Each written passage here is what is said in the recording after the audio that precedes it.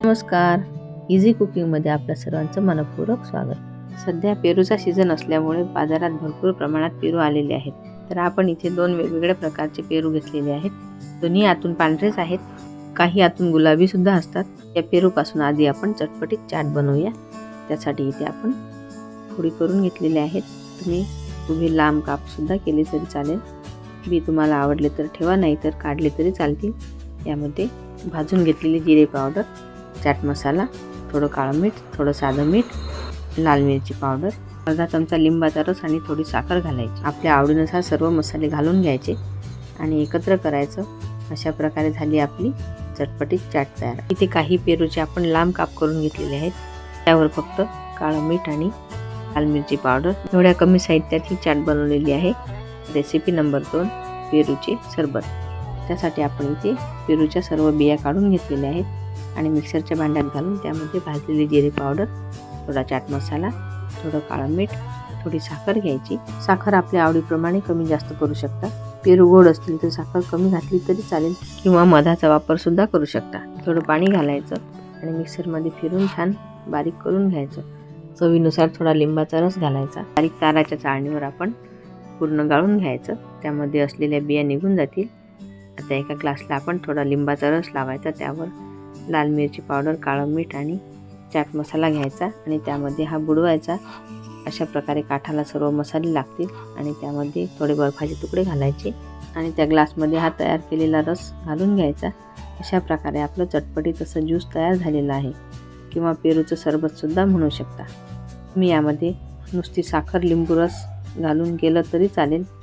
आता बनवायची आपल्याला या पेरूपासून पेरूची बर्फी किंवा कँडी. ती पेरूच्या बिया काढून त्याचे काप करून घेतलेले आहे. कुकरच्या भांड्यामध्ये घालून याला 2 शिट्ट्या काढून घ्यायच्या. अशी शिजलेली आहे. त्याचा रंग बदलला. आता मिक्सरच्या भांड्यात घालून छान पेस्ट करून घ्यायची.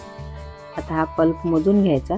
1 वाटी भरलेला आहे तर आपल्याला 1.5 वाटी साखर घ्यायची आहे. एका कढईमध्ये अर्धा चमचा साजूक तूप घ्यायचं. त्यामध्ये हा पल्प घालायचा आणि त्यामध्ये 1.5 वाटी साखर घालायची. गॅसची फ्लेम मंदच ठेवायची.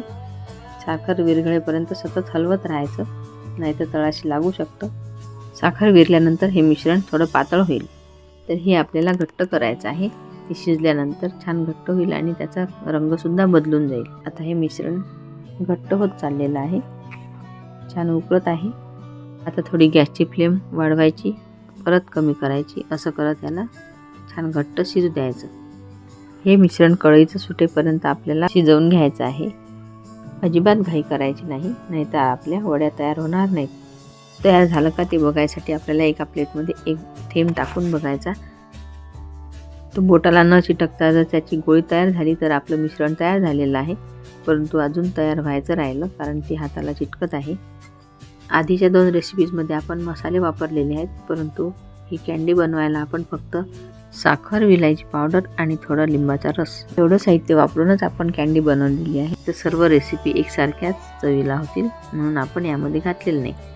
तुम्ही हवं तर घालू शकता. विलायची पावडर घालून झालेली आहे. आता बऱ्यापैकी घट्ट झालेला आहे. तर 1 पेरू आपण जाड किसणीवर किसून या तयार मिश्रणामध्ये घालायचा.